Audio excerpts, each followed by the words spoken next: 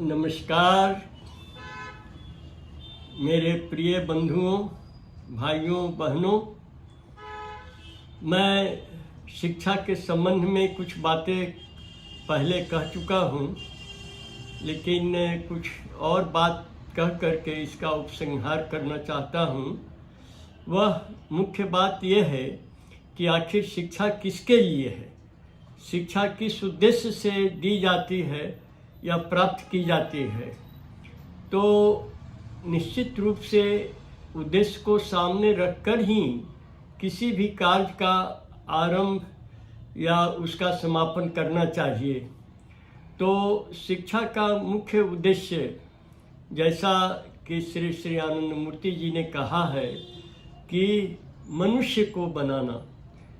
मानव का शरीर मिला है तो मन और आचरण भी मनुष्य का ही होना चाहिए, जिसका आज नितांत अभाव हम चारों तरफ पाते हैं। और अधिकांश लोग इस बात को कहते हैं कि आज लोगों में, नवयुवकों में, नवयुवतियों में संस्कार का अभाव हो गया है। वे एक संस्कारहीन व्यक्तित्व के रूप में परिणत हो गए हैं। मतलब कि हम युवकों को देखते हैं कि वे बहुत तरह के व्यसनों के आदी हो गए हैं, जैसे सिगरेट, नशा का प्रयोग, शराब का प्रयोग।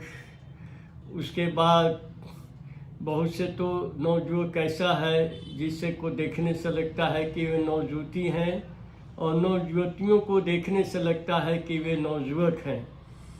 और इतना ही नहीं, बल्कि आज उनके बातचीत, हाव भाव, बोल चाल में एक परिष्कृत आचरण का पूरा अभाव है। परिमार्जित आचरण तो नहीं कहा जा सकता है, बल्कि यह कहना उचित होगा कि वे सतपथ से भटक गए हैं और आज आधुनिकता के नाम पर हर तरह के कुसंस्कारों का पोषण करना जीवन का अंग हो गया है। इसीलिए हम देखते हैं कि यही देश है जिसने एक से एक महान ऋषियों का जन्म दिया। यही देश कबीर, नानक, मीरा, रामकृष्ण परमहंस, विवेकानंद, महर्षि रमन, संत तुकाराम, एकनाथ, संत ज्ञानेश्वर और कितने महान लोगों को इस भारतवर्ष ने जन्म दिया है। परंतु आज हमें ऐसे लोग कहाँ दिखाई देते हैं।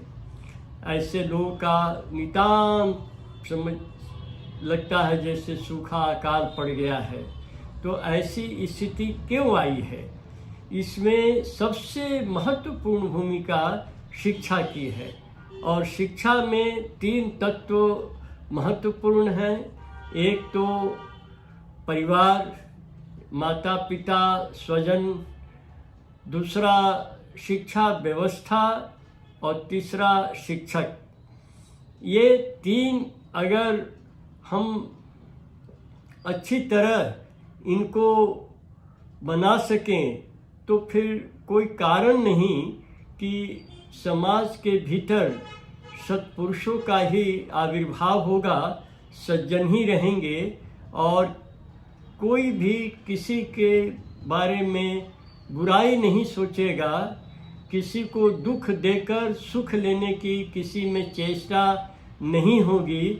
सभी परिवार के अभिन्न अंग के रूप में एक दूसरे के दुख और सुख में हमेशा सहायक रहेंगे, विद्यमान रहेंगे। ऐसे वातावरण को हम निर्माण कर सकते हैं। जहाँ तक माता पिता की बात है, तो जैसा वर्ड्सवर्थ ने एक बहुत अच्छी बात कही थी कि child is the father of man. बच्चा मनुष्य का पिता है, क्योंकि वही बच्चा बड़ा होकर पिता बनता है।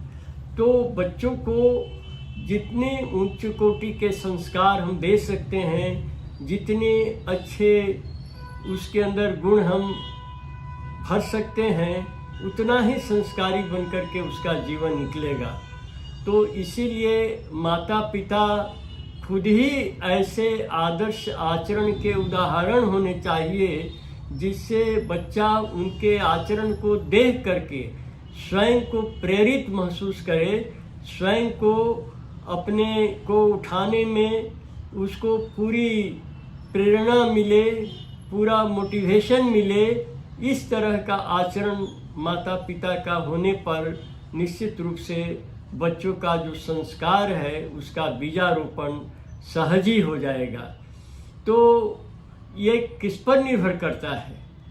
यह निर्भर शिक्षा पर निश्चय ही करता है कि माता पिता जो हैं उनको जो शिक्षा मिली है और शिक्षा के साथ जो शिक्षा व्यवस्था है, शिक्षा पद्धति है, जिसका उद्देश्य मनुष्य को मनुष्य बनाना होना चाहिए, एक मैन मेकिंग मिशन होना चाहिए, यह मनुष्य बनाने का व्रत होना चाहिए। वह शिक्षा केवल अर्थकरी बन गई है कि किसी प्रकार से धनोपार्जन किया जाए। उसके लिए लोग शिक्षक लोग कुंजियाँ की लिखते हैं, किताबें तरह तरह के, जिसके द्वारा जो छात्र हैं उनको याद करके रट करके परीक्षा में अच्छे अंकों से उत्तीर्ण हो सके, इस पर ज़्यादा ध्यान रहता है। तो मैं यह नहीं कहता कि जो जीविकोपार्जन का माध्यम शिक्षा को बनाए हैं वे अभावग्रस्त रहें, उनको किसी तरह का आर्थिक संकट रहे, लेकिन शिक्षा का मूल उद्देश्य अर्थोपार्जन नहीं होकर के मनुष्यता का निर्माण, मनुष्य को मनुष्य बनाने का उद्देश्य होना चाहिए।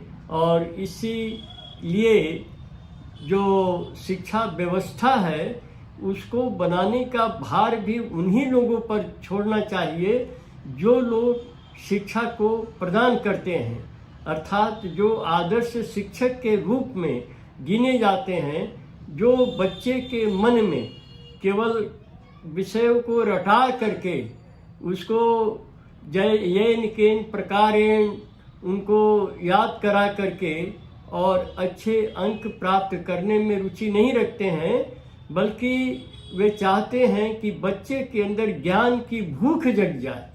और अगर बच्चे के अंदर ज्ञान की भूख, उसकी व्याकुलता जग जाएगी, तब तो बाकी पढ़ाई वो खुद कर ही लेगा। इसीलिए शिक्षा का मूल उद्देश्य, शिक्षा व्यवस्था का यही रहना चाहिए कि विषयों का पठन पाठन हो, उनको अच्छा ज्ञान कराया जाए, और जितने भी जैसे फिजिक्स, केमिस्ट्री, हिंदी, अंग्रेजी और भी ह्यूमैनिटीज़ के जितने विषय हैं उन सबों को जरूर उसकी जानकारी दी जाए, लेकिन उतने ही तक सीमित नहीं रखा जाए, क्योंकि विद्या केवल जानकारियों को प्राप्त करना ही भर अगर मानते हैं तो उससे व्यक्तित्व का विकास अवरुद्ध हो जाता है। क्योंकि जानकारियां मनुष्य कितना एकत्र करेगा, और जानकारियां एकत्र करना कठिन होने के कारण आजकल गूगल का आप देखते हैं कितना महत्व बढ़ गया है, कंप्यूटर का कितना महत्व बढ़ गया है, और आर्टिफिशियल इंटेलिजेंस भी अब आ गया है, रोबोट को जमाना आ रहा है। तो इसीलिए जानकारी आदमी कितना भी संग्रह कर ले, अगर उसके मन का विकास नहीं हुआ, अगर वो बंधन में पड़ा रहा, पराश्रित रहा, उसका मन तरह तरह के संकीर्णताओं से भरा रहा, तो हम नहीं कह सकते कि वास्तव में शिक्षित व्यक्ति है।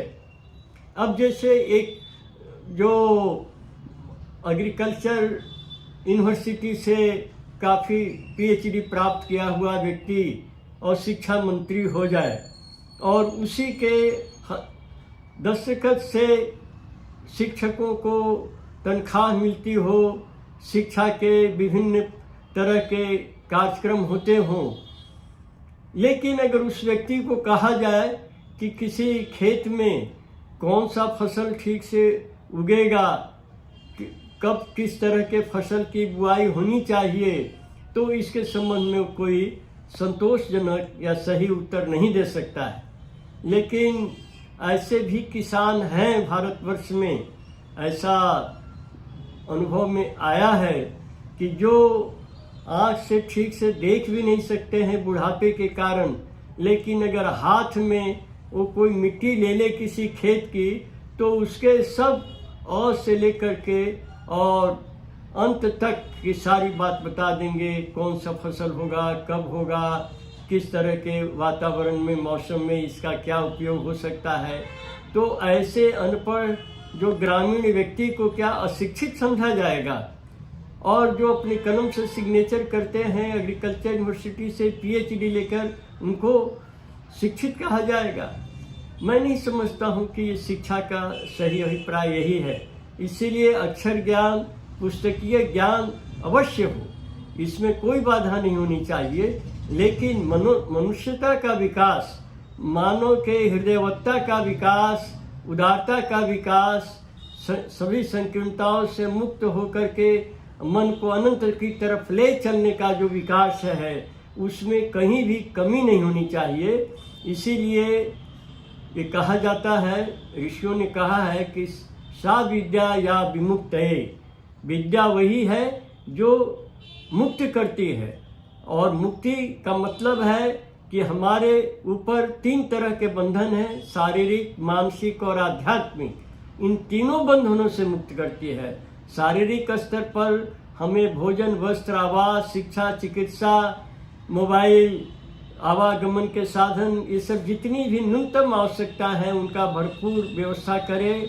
मानसिक स्तर पर हर संकीर्णताओं, भाव जड़ताओं, डोगमा से इसको मुक्त करें, जिससे कि पूरा विश्व अपना परिवार मालूम हो, वसुधैव कुटुम्बकम का एहसास हो। और आध्यात्मिक जगत में जो जीवन का लक्ष्य है, जो संपूर्णता की प्राप्ति, उसकी अनुभूति कराए, तभी वो विद्या कहलाने का अधिकारी है।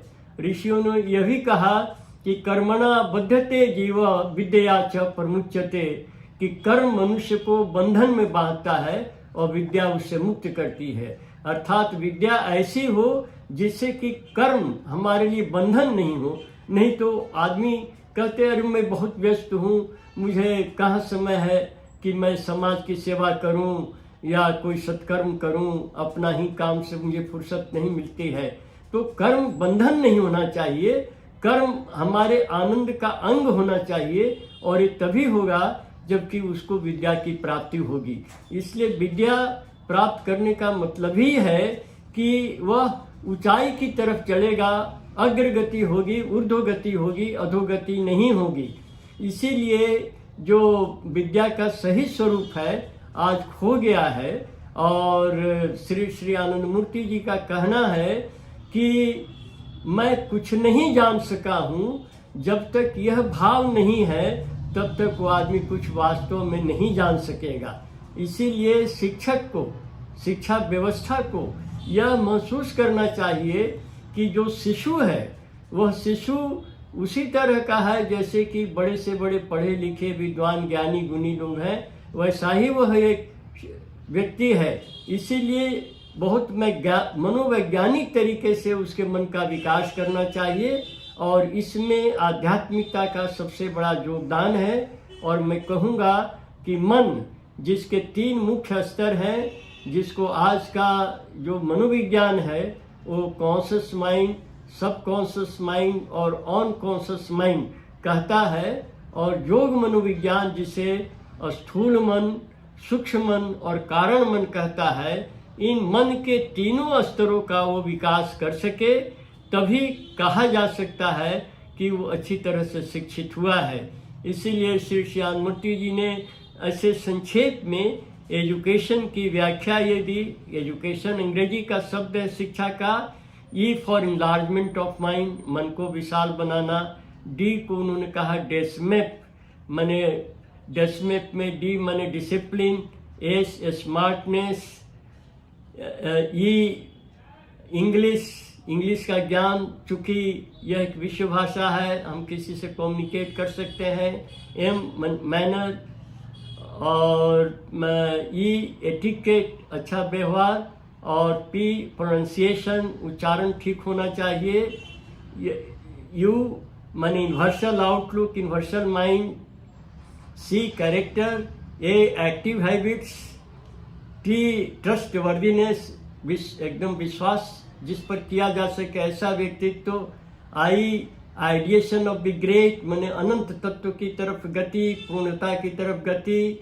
और एन नाइस टेम्परामेंट, एक मधुर स्वभाव, मधुर व्यवहार। इतनी चीज़ें शिक्षा का उद्देश्य होना चाहिए, यह उन्होंने बताया है। इसीलिए हम लोग शिक्षा पर सबसे ज़्यादा जोर दें, जिससे एक परिवेश ऐसा बने कि मनुष्य ही बन करके उससे निकले, और एक जो ठोस मनुष्य, एक पक्का मनुष्य, उसको श्री श्यामूर्ति जी ने सद्विप्र नाम दिया है, ऐसे व्यक्तित्व का विकास हो। इसके लिए शिक्षा पद्धति ही सबसे महत्वपूर्ण आवश्यक तत्व है। शिक्षकों का सही चयन भी आवश्यक है, और परिवार भी एक संस्कारी होना आवश्यक है। इसमें हम जितना प्रयास करेंगे उतना ही शिक्षा अपने उद्देश्य को प्राप्त कर सकेगी। मैं समझता हूँ कि शिक्षा को सबसे ज़्यादा ध्यान दिया जाए शिक्षा पर, जिससे कि शिक्षा आज जो अधोगति पर समाज जा रहा है, उस अधोगति से उसको ऊर्ध्वगति की तरफ ले जा सके। नमस्कार।